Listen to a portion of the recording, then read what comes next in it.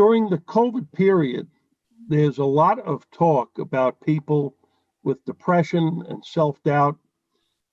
Many people have had their confidence shattered and they are suffering from the instability of the period. So on Danny Frank, it's time we reach out to a Vermont figure who can be optimistic and inspiring, who can share with us his experiences on overcoming adversity or successfully navigating challenges. And I want to introduce Adam Hergenrother of South Burlington, and his organization is called Adam Hergenrother Companies. So Adam, you and Adam Hergenrother Companies, you're the only Vermonter in 2020 to have been ranked by Inc. magazine on the Inc. 500. Let's start out by having you explain to our viewers what this is all about. Well, thanks for having me on. And Danny, thanks for all the hard work. People don't realize how much time and energy goes into producing these to bring optimistic, nature and viewpoints and perspectives to folks. So thank you for doing what you're doing. Yeah, the Inc. 500 list is a 3-year period that takes the revenue growth during a company during a 3-year period. And we were fortunate enough to be on there for Hergenrother Realty Group, which came in at 442. And then we were also fortunate enough to get on there for BlackRock Construction, which came in at number 42 over a 3-year period of time. Really, though, it's great. It's a testament to our folks, our organization, our leaders, the people who get up every day and make those things happen. So I'm just really proud of them. Adam, your story of growth and success began with a very humble background and origin. I'd really like you to describe it for our audience. Yeah, success is an interesting term, isn't it? I'll unpack this for you. For me, for a long period of time, up until I was about 15 years old, I was not every year, but approximately about 100 pounds overweight by the time I was 15. I was in the drugs. I was failing classes. I was really that role model student you wanted your kid to hang out with. And this is in Vermont, right? Yeah, it's in Vermont. This is in Colchester High School. And there's nothing wrong with Colchester. There's something wrong with me. But so I, one day I came home after just really being lost for such a long period of time of trying to, shake the feeling of insecurity by trying to be somebody else that everybody else wanted me to be because I was so afraid to be myself and kind of the authentic self, people use the term now. And I didn't really know what was happening. I just knew that I had this deeper reflection that this was not how I was going to live my life. I had no idea what it was going to look like. I had no idea where I was going to end up. I just knew that the path that I was on was not for me. It wasn't designed why I came here, and I needed to change. So in a moment, right, I think change decisions happen in a moment. For me, I just made the decision that I was going to clean up myself and I stopped hanging out with the kids that I was hanging out with. I ended up losing 100 pounds within a year. I ended up joining sports, which is why health and fitness is so important to me because it gave me a framework for guidance, a framework for structure and accountability, which is all great that sports do, and camaraderie. And it also helped me kind of build friends and confidence in myself, which is what I needed. So over, the next 4 years in high school, I did that. And I still didn't have good enough grades based on failing classes as a freshman, to turn myself around and to get into really good schools. So I got rejected out of most colleges. And I ended up going into UVM's guaranteed admissions program, if you're familiar with that. Basically, I don't know if they still do it. They allow pretty much any Vermonter to get in. They let me in, and you have to prove yourself in the first semester with getting over a 3.0 and staying out of trouble, basically. And so I worked harder than everybody else did, just because school did not come naturally to me in terms of text and memorizing information that has no interest to me. But I did it. I did what was required, and I ended up getting a 3.2, and I got admitted to it. And there was probably 7 or 8 other friends of mine that did the GAP program, and I was the only one that made it that semester, and it was challenging. The next there's 2 important phases I'll mention in my upbringing here. One is when I was in college, I had a friend of mine who's very successful, and he had a car dealership, and he asked me to go to buy a car with him. They're going to fix up and then sell. And he said, "Hey, I'm going to need about $500 from you. I'll pitch in $500. I'm going to fix this car up, and we're going to sell it. We should be able to make like $500. And I had probably, this is a guess, but I probably had like $800 in my bank account, right? I was working during college, so I didn't have money. I didn't have means to go borrow it from anybody. So I, in that moment, said, all right, I'll give you the $500. So I gave him $500. He took $500. It was in like 10 days. We had the car, we bought it, we fixed it up and sold it. We ended up making like $1,000. But I'll tell you what's really important to me in my business journey was that I didn't realize up until that point what leverage meant. And in that moment, it was the first experience of leverage for me. I never saw the car. I never did any work on it. I never sold it. I just used my money to grow other money into investments and through giving it to somebody that was well qualified to do it. And through structuring a transaction. Yes, exactly. Through a transaction. Absolutely. And so we did this for, the next kind of 6 months. And I think I ended up making like $50,000 or $60,000 from that. And then I also learned the value of contracts, because after he got enough money, he said, well, I don't need your money anymore. I don't know why I'm splitting this profit with you. So I learned the value of contracts. But then I took that money and I bought a piece of a real estate when I was in college, when I was still living in a basement with my brother. I think it's important to realize is that if people want to really make their lives larger before they really secure their lives. And so for me, I just wanted to go buy real estate before really putting any money into myself. So I ended up buying a piece of real estate, and I ended up selling that in late 2005 and made another profit on there.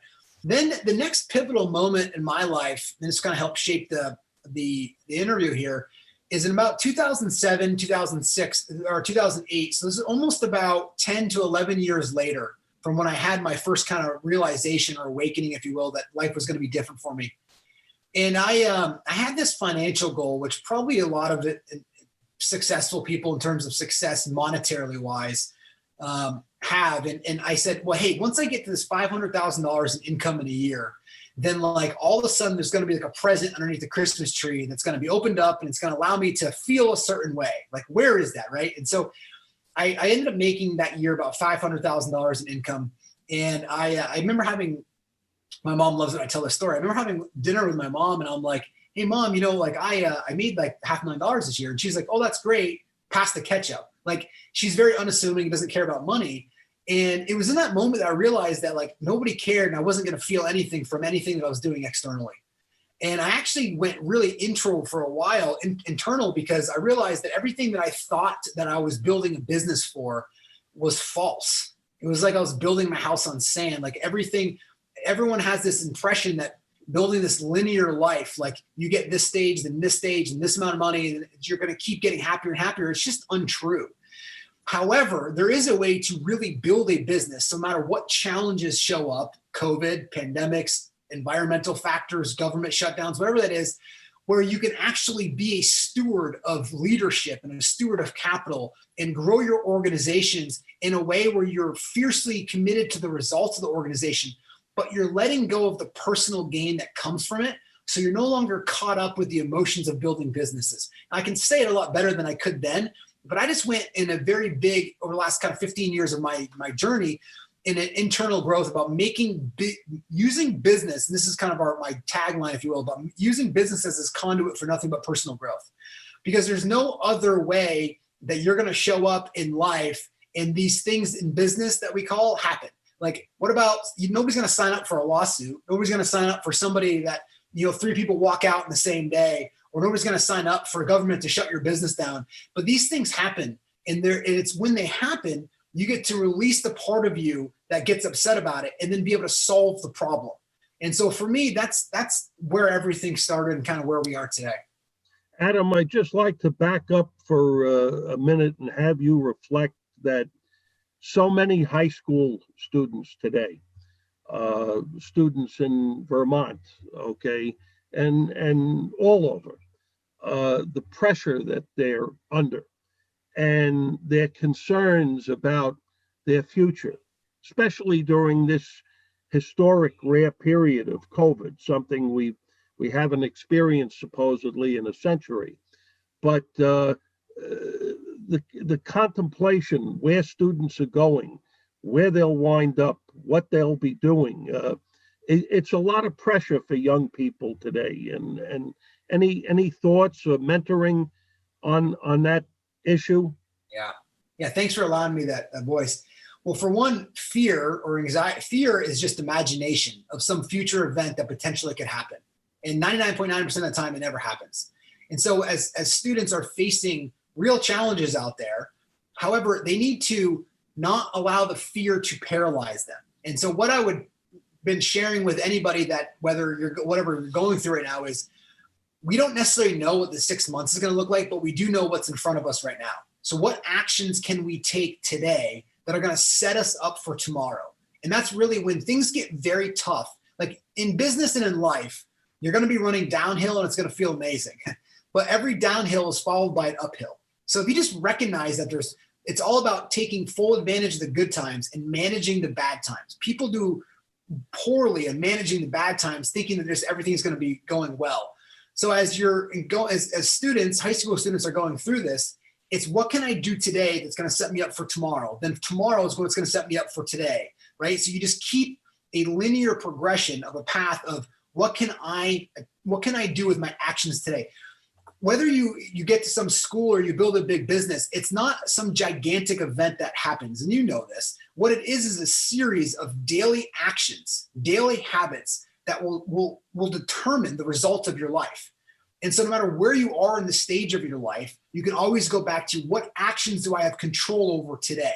And what do I need to do? And it's coming down to the qualifying question is, what is my one thing today? See, most people think that they're good at making decisions, but they're really not. They convince themselves they are because they say no to things that are going to lose money or that don't mean anything to them. But people are not taught how to necessarily make decisions. And it's very difficult because being a leader, all you do all day is make decisions. So if you want to be an effective leader, you have to get really good at it. And what really good at making decisions is about understanding the priorities, the clarity, and where you're going. And that can be for the next hour or that can be for the next 20 years. But once you understand that, then the procedure of walking through that becomes actually easy. But first, if you're in high school, stop, pause. Where do I need to get at the end of this week to set me up? What conversations do I need to have? What actions do I need to take? Then after that, you ask the same qualifying question. It just keeps leaking to one thing to the next. So Adam, backing up again for a minute, years ago, high school, did you ever see yourself enjoying the level of success which you've attained so far? Did you ever, going back during that high school period, think that I'm going to hit the level that you're at? Was that? Yeah, it's a great question.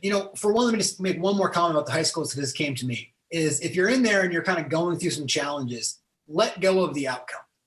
Stop trying to control something you can't control. Let go of it, then lean into life. Just let go, then lean in and act. So I always tell everybody in my organization, let go, then fight. Let go, then fight. It's just really important. But to answer the question, yes and no.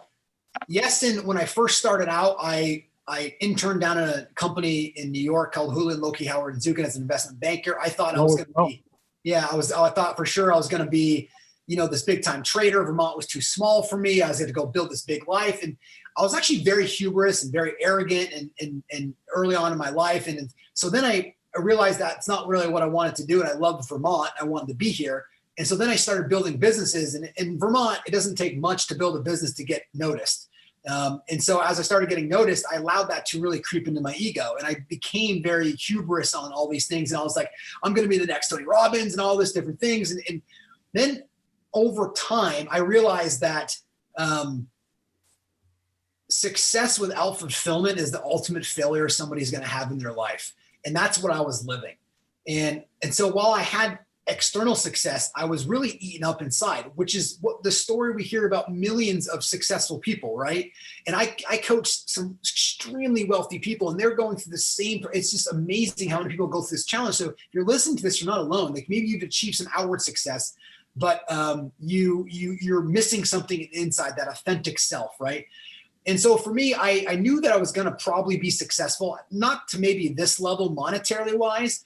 And I also didn't quite realize how my life would pivot about 10, 12 years ago about really going deep on the spiritual side of life.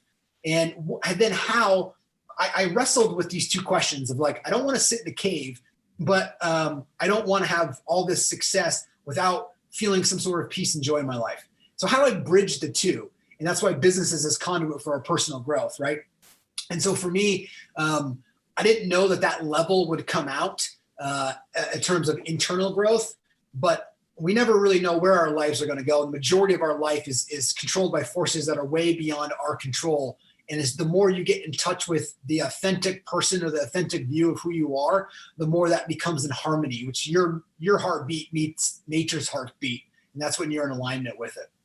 So Adam, on that note, we're in the COVID culture today where many people have been furloughed or unemployed. And what advice could you give to these people about repackaging themselves if they've been used to, say, one employment routine for a number of years and now that's been disrupted? How do they get back on track? The first thing you do, you have to face reality. So whatever that means for you. You could be in a business where you never wanted people to work remotely, right? And now you're facing with 50% of your workforce wants to work remotely. So you just got to face the reality of where you're at, whether that's an individual or an employer. Number one, I still see people fighting reality, which isn't going to help the situation at all. I can't wait to go back to normal. I can't wait. Well, we've gone long enough now that there is a, you call it a new normal if you want, but it's not going to go back to the way things were, whether it's housing, whether it's your life, whether it's remote work, whether it's healthcare, all of these things, right? So accept where you're at, face the brutal facts of this, but never lose the unwavering ability that you can get through it. There's a difference between having hope, which to me is the same fear, hope is the same thing as fear. It's the same side, it's two different sides of the same coin. Is hope is you're hoping someday something's going to change in your life that gives you a different feeling. Fear is the same way. Something's going to change in your life. So hope can also, it can have a small sense of just like a gratitude or a blessing. Like, I hope you have a great day. And I understand that. But so let go of trying to hope that the world is going to change, right? And let go of that type of part of you and say, where am I at? Let's face reality and let's get to work, right? And so that's number one. Then number two is, where are you in your self-leadership journey? Because in order to repackage yourself, reprioritize yourself, create a new vision for where you're going in your life, you need to start working on yourself. And this can be of a whole host of reasons why people don't. Some, they think it's selfish. Some people don't know where to start. And so where I will tell you to begin is leadership is preceded by self-leadership. You can't have leadership until you're leading yourself. So what does this mean? What do I do every day when I wake up? What does my morning routine look like? How many books am I reading or podcasts am I listening to? What am I filling my head with? Have I sat down and actually started a gratitude journal for 5 things that I'm grateful for every day? Am I moving? Am I exercising? You don't have to go run an Ironman, but am I walking around my development for 30 minutes in a day, right? What are you doing to grow yourself? If you want to generate more output for people, meaning that you're adding more value to an organization or adding more value to employees or your family, you need more input. In order to generate more input, you need to make time every day to generate that input, which is self-leadership, which is just unpacking that word because people get lost in it. All it means is I'm intentionally working on myself to grow myself so then I can contribute that to everybody else. We see it all over in nature. An apple tree grows every day, every year, so it can then create apples, which then it contributes and gives to everybody else. It's the same thing in our world and our life is our ability to grow so we can contribute and give to whoever needs it, whatever life is asking of us. So number one is face the brutal facts of reality, wherever that is. Whether you want to lose weight or put more money in your bank or get out of debt, you have to first understand where you are in your scale, how much debt you have, right? Or where you need to go. Then once you accept that and you understand reality for what it is, you start to see clearer how to get around this. Then that's when you layer in self-leadership and you start taking control of the daily actions that you have to generate more input, which is going to allow you to get more output, which is going to get you outside of everything. And then it starts to spiral in a wonderful kind of succession from there. It can also go the other way though. If you stop doing everything, which is what I see a lot of people doing, they're just like, oh, I'm gonna wait for the world to get better or change these things. it can spiral into a vicious cycle where you're just waiting, going deeper in a hole, and people are getting more depressed and more upset or more anxious and more fearful, and they're watching this. So you choose your hard. The hard's going to come from you trying to deny, neglect, or deflect the reality, and that's going to be your own hard and your own suffering. Or you can go choose your heart of working through the personal growth of letting go of parts of you that you never thought you could let go of, or working through to get up earlier so that you have time to start a gratitude journal and some sort of meditation and some sort of exercise and eating healthy. Yes, those are hard too. You get to choose your hard. So if you want to get out of this and repackage yourself, choose the hard that's going to create value for you so you can give more value to the rest of the world. Adam Hergenrother Companies in South Burlington consists of several different business units. Can you describe those business units for us? Sure. Yeah, we have KW Vermont, which is a brokerage firm. I own, from here, I own two other brokerages, one in Maryland, one in Boston. I own Hergenrother Realty Group, has 30 locations throughout the United States. We own the Hergenrother Foundation. We own a group called Project U, which is it's a year-long full immersion coaching program from everybody from France to Alaska who joins. We limit that every year to 25 people. We have Adam Hergenrother Coaching, which is a coaching platform with that we coach people on what our holistic formula is, which is the 4 components that we think of there.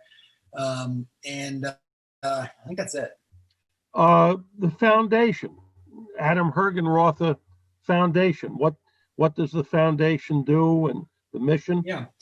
In the beginning, it was all about kids. I teach a course called Quantum Leap for kids. It's been very popular. I love kind of inspiring minds before they even know what they really need to hear. So I love pouring into kids a lot. And for me, during that high school time, it was, if I didn't have some people in my life, or I didn't have some movements in high school, I wouldn't be here today. And so I want to bring that same level of growth to high schoolers because it's such a vital, important time in people's lives. So the foundation supports people in that monetarily, and it supports them predominantly, which is what my wife is working on dramatically right now, of bringing youth, predominantly high school, maybe a little bit younger, maybe a little bit older, teachings, core teachings on everything from money to health and wellness to spirituality to growth. And there's courses, there's Quantum Leap courses. I mean, people don't, it's not a side tangent, but like people don't even teach kids like what money is. And it's not because they don't know, money is a tool in your life. Like, how do you make decisions, and how do you orient your life? And these are things that regular curriculum don't cover. And so we want to empower today's youth to be able to critically think for themselves and not just ingest answers that other people see as safe. And so if we can have any type of influence on other people to get them to see the world differently, to help make and take better action in their lives, then our foundation has done its job. Adam, real estate, which seems to be a big part of your operation. With respect to real estate, it's a significant sector in the state of Vermont where a lot of people are employed and earn their livelihoods from it. What do you feel that your real estate operation brings, which makes you different from the rest of the pack? Yeah, and it's so true. I mean, real estate in general represents one of the largest sectors of gross domestic product in the U.S.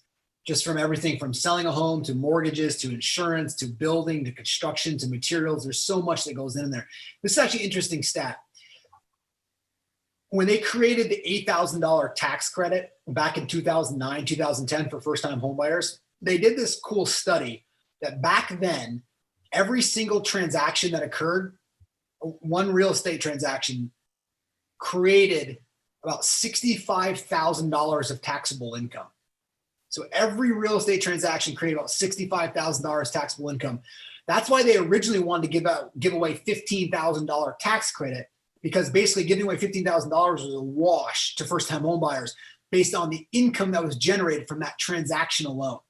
And President-elect Joe Biden has re-brought that up in housing. You may have seen that or may not have seen it, where they want to bring back that $15,000 grant to first-time homebuyers. First-time homebuyers are such an important part of it, of our economy. and of the new class coming in there. We'll get to that later about household formation. But that's where that they wants to bring $15,000, and that same number rings true. So you're accurate in your statement, which it produces so much economic impact in our state. But what makes us different from multiple sides? If you look at the brokerage side of things, for the long period of time, real estate brokerage was done as basically a single agent and just kind of going through the motions, trying to do everything. They're trying to be administrative. They're trying to be sales. They're trying to be marketing. They're trying to be closing. They're trying to do all of this. Well, we all know that people are not good at everything. In fact, you're probably really good at one or two things, then you suck at everything else, right? At least for me, I'm really good about like half the thing, and then everything else I suck at. So what we did with real estate for Hergenrother Realty Group, which is in 30 locations and has done very well over the last decade, we basically treated real estate as like a franchise almost. Whereas when people go into our location in New Mexico or Idaho or Connecticut or Vermont, the service and how they're treated is the same. If you like coffee and you like Starbucks, you go to Starbucks here and you go to Starbucks in Florida and expect the same experience. Well, that was never the same in real estate. One person would get one experience here and they get a totally different experience somewhere else, right? So I wanted to unify that, where by having a business around this and a system around this, where the client was given the same experience regardless of where they were. So that could be repeatable in a business standpoint, and then be able to generate higher level leaders to be able to support the clients as well too. So that's one thing that we've done differently is we have specialists in each department, whether that's marketing, closing, servicing the client, sellers or buyers, right? And then we have people overseeing all of that. So we've given the client a better repeatable experience no matter where they are. From the go ahead. Go ahead. From the construction side of things, the same type of thing that we tried to experience. We tried to be more custom in the beginning of different things, and then creating communities that made sense. And I think we've done a really good job of creating communities that make sense, that have a commercial component, residential component, some luxury component, and then some housing that's affordable, which we'll get into afterwards. But we try to separate ourselves through giving the client a different experience. Whether it's selling a home, buying a home, or building a home, people are never really always that happy. It's just, there's just things that show up, right? And so I think we can do a much better job as professionals to create a better unified experience that way. Adam, in our few seconds we have left, I know you've authored several books. You want to give us the titles real fast? Yeah, so the Founder and Force Multiplier, it's a playbook for how to create a relationship between a founder, a leader, and their executive assistant or chief of staff. That's just a common relationship that I think hasn't been recognized to the leadership capabilities and what that relationship can really look like. It's called The Founder and the Force Multiplier. It's a 6-time bestseller. So if you're interested in it, we'd love for you to check it out.